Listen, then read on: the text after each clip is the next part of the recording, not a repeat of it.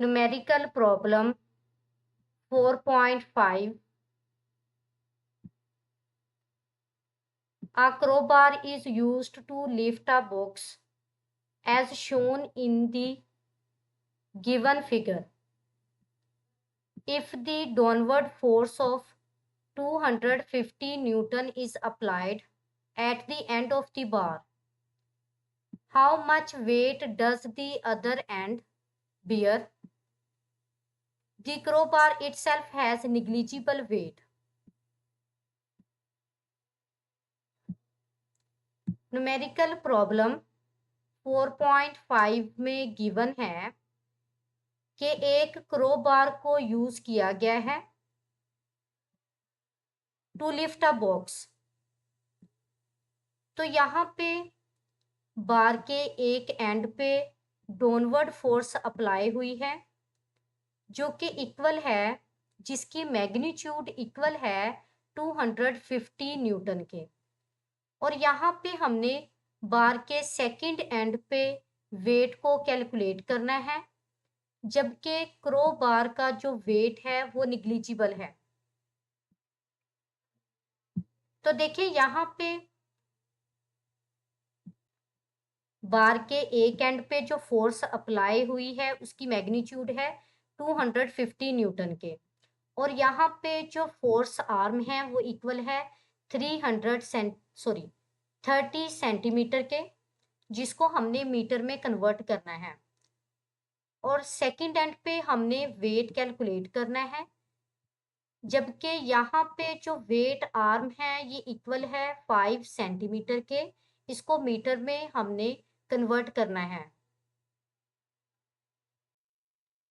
अब देखिए यहाँ पे गिवन डाटा में है फोर्स की मैग्नीट्यूड जो कि इक्वल है 250 न्यूटन के, जो कि बार के एक एंड पे अप्लाई हुई है। और यहाँ पे फोर्स आर्म जो है ये इक्वल है 30 सेंटीमीटर के। तो हमने खुद इसे मीटर में कन्वर्ट करना है। तो मीटर में जब कन्वर्ट करेंगे तो 100 पे डिवाइड करेंगे। तो देखिए 30 को जब 100 पे डिवाइड करेंगे तो ये इक्वल होगा 0.3 मीटर के, यानी सेंटीमीटर को मीटर में कन्वर्ट करने के लिए हमने 100 पे डिवाइड करना है 30 को, तो ये इक्वल होगा 3 मीटर के। और यहाँ पे हमने वेट कैलकुलेट करना है अदर एंड पे, और यहाँ पे वेट आर्म जो है वो इक्वल है 5 सेंटीमीटर के। तो इसको भी मीटर में कन्वर्ट करने के लिए 5 को डिवाइड करना है 100 पे। तो 5 को डिवाइड करेंगे 100 पे तो ये इक्वल होगा 0.05 मीटर के। तो देखिए इससे हम L1 का नेम असाइन कर देते हैं और सेकंड को L2 का नेम असाइन कर देते हैं। Now solution according to principle of movements. तो देखिए यहाँ पे क्लॉकवाइज टार्क जो है ये इक्वल होगा एंटी क्लॉकवाइज टार्क के। तो टार्क जो है ये बेसिकली इक्वल है F मल्टीप्लाई बाय N के।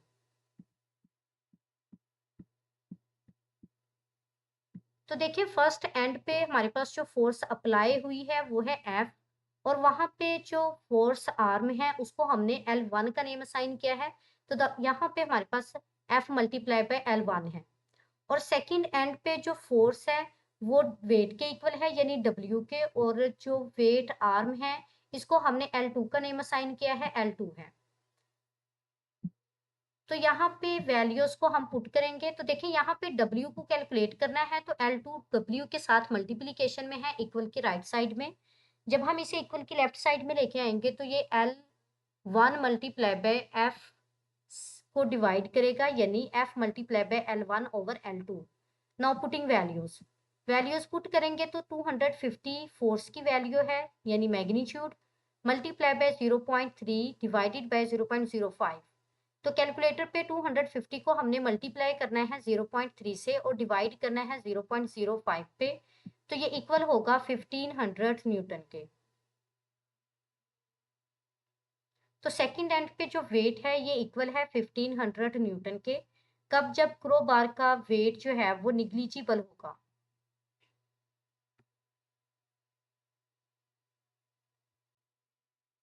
Numerical problem 4.6.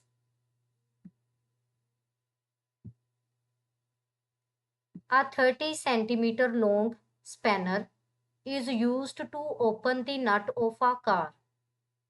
If the torque required for it is 150 Newton meter, how much force F should be applied on the spanner as shown in the figure given below?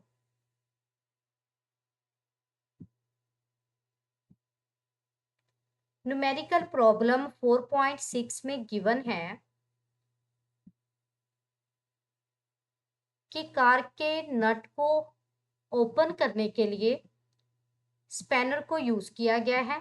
वो spanner जिसकी length जो है वो equal है 30 centimetre के, और यहाँ पे सेंटीमीटर जो है ये लेंथ का ऐसा यूनिट नहीं है, तो हमने सेंटीमीटर को मीटर में कन्वर्ट करना है 100 पे डिवाइड करके। अगर यहाँ पे टार्क जो है ये इक्वल है 150 न्यूटन मीटर के, तो हमने फोर्स फाइंड आउट करनी है जो कि स्पैनर पे अप्लाई हुई है।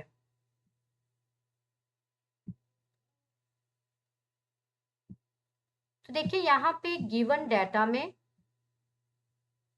टार्क गिवन है जो कि इक्वल है 150 न्यूटन मीटर के, और यहाँ पे स्पैनर की लेंथ गिवन है यानी मूवमेंट आर्म ये इक्वल है 30 सेंटीमीटर के। तो सेंटीमीटर को जब हमने मीटर में कन्वर्ट करना है तो 100 पे डिवाइड करना है। तो देखिए 30 को जब 100 पे डिवाइड करेंगे तो ये इक्वल होगा 0.3 मीटर के, यानी सेंटीमीटर को कन्वर्ट करना है हमने मीटर में, कन्वर्ट करने के लिए हमने 100 पे डिवाइड करना है। 30 को 100 पे डिवाइड करेंगे तो ये इक्वल होगा 0.3 मीटर के।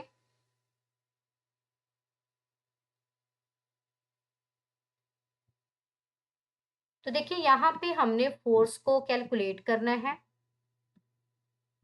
Solution as we know that tie is equal to F multiply by L, और यहाँ पे हमने अगर एफ फाइंड आउट करना है तो एल एफ के साथ मल्टीप्लीकेशन में है। जब हम इसे इक्वल की लेफ्ट साइड में लेके जाएंगे तो ये टा को डिवाइड करेगा, यानी टा divided by L.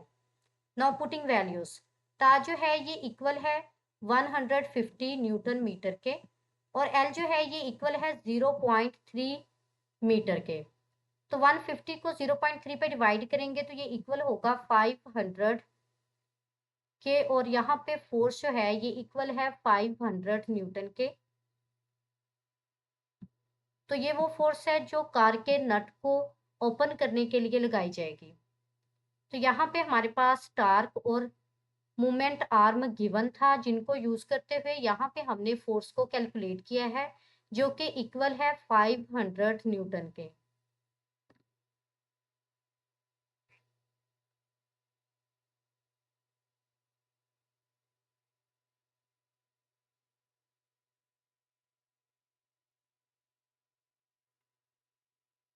Numerical problem 4.7।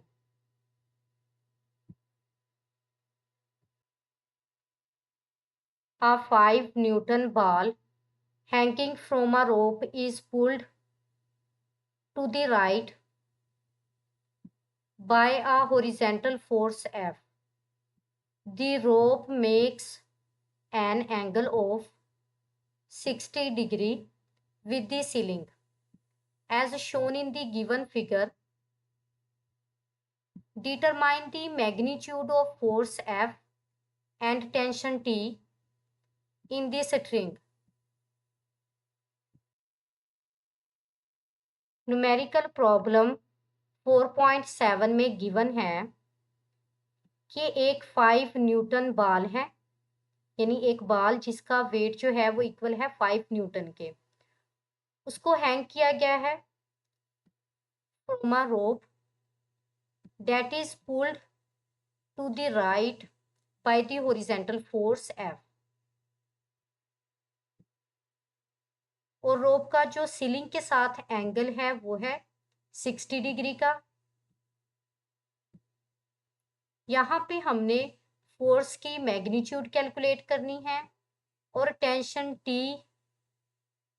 In the string ये कैलकुलेट करना है।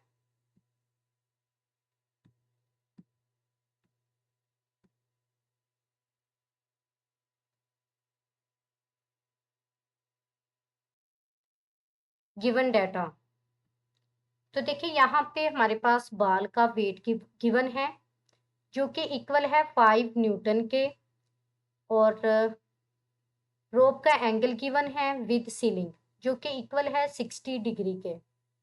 यहाँ पे हमने स्ट्रिंग में टेंशन जो है वो फाइंड आउट करना है और फोर्स कैलकुलेट करनी है। यानी यहाँ पे हमने फोर्स और स्ट्रिंग में प्रोड्यूस होने वाला टेंशन जो है वो फाइंड आउट करना है।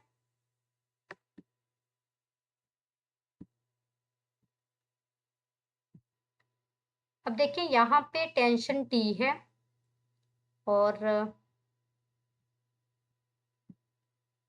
सीलिंग के साथ इसका जो एंगल है वो है 60 डिग्री का।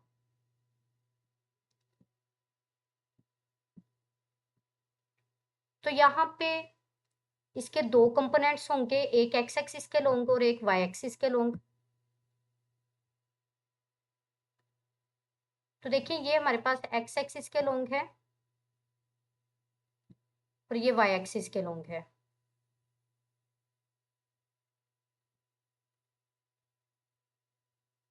तो देखिए ये एक्स एक्सिस के लोंग और ये वाई एक्सिस के लोंग, और जो एक्स एक्सिस के लोंग है ये टी कोस ऑफ थीटा होगा और जो वाई एक्सिस के लोंग है वो टी साइन ऑफ थीटा होगा।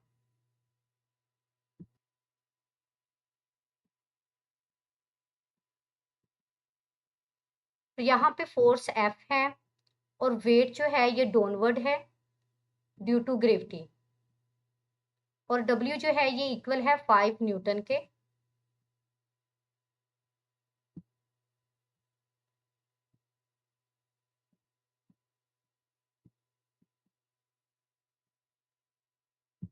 तो देखिए यहाँ पे टेंशन टी है जिसको हमने रिजोल्व किया है इसके कंपोनेंट्स में। एक जो है ये एक्स एक्सिस के लोंग होगा और एक वाई एक्सिस के लोंग होगा। जो एक्स एक्सिस के लोंग है वो है टी कोस ऑफ थीटा और जो वाई एक्सिस के लोंग है वो है टी साइन ऑफ थीटा, और यहाँ पे थीटा जो है ये इक्वल है 60 डिग्री के। Solution, from figure it is clear that vertical component of tension balances the weight। अब देखिए जो वर्टिकल कंपोनेंट है ये बैलेंस करेगा वेट को, यानी जो वर्टिकल कंपोनेंट है उसकी डायरेक्शन अपवर्ड है और वेट की डायरेक्शन डाउनवर्ड है, तो ये बैलेंस करेंगे। तो टी साइन ऑफ थीटा जो है ये इक्वल होगा वेट के। तो देखिए यहाँ पे टी साइन ऑफ थीटा जो है ये इक्वल है वेट के। तो यहाँ पे हमने टी कैलकुलेट करना है, तो साइन ऑफ थीटा टी के साथ मल्टीप्लीकेशन में है, जब हम इसे इक्वल के राइट साइड में लेके जाएंगे तो ये वेट को डिवाइड करेगा। So T is equal to W over sine of theta. तो डब्ल्यू जो है ये इक्वल है 5 न्यूटन के, और साइन थीटा जो है ये इक्वल है 60 डिग्री के। 5 डिवाइडेड बाय साइन 60 डिग्री जो है ये इक्वल है 0.866 के। तो 5 को जब 0.866 पे डिवाइड करेंगे तो ये इक्वल होगा 5.8 न्यूटन के। Similarly, from figure it is clear that horizontal component of tension balances the horizontal force।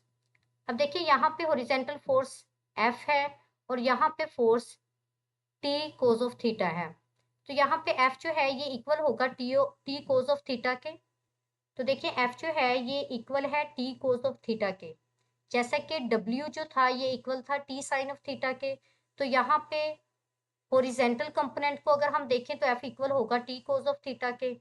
तो यहाँ पे T इक्वल है 5.8 के, 8 न्यूटन के, और यहाँ पे cos 60 डिग्री इक्वल होगा 0.5 के। तो 5.8 को 0.5 से मल्टीप्लाई करेंगे तो ये इक्वल होगा 2.9 न्यूटन के।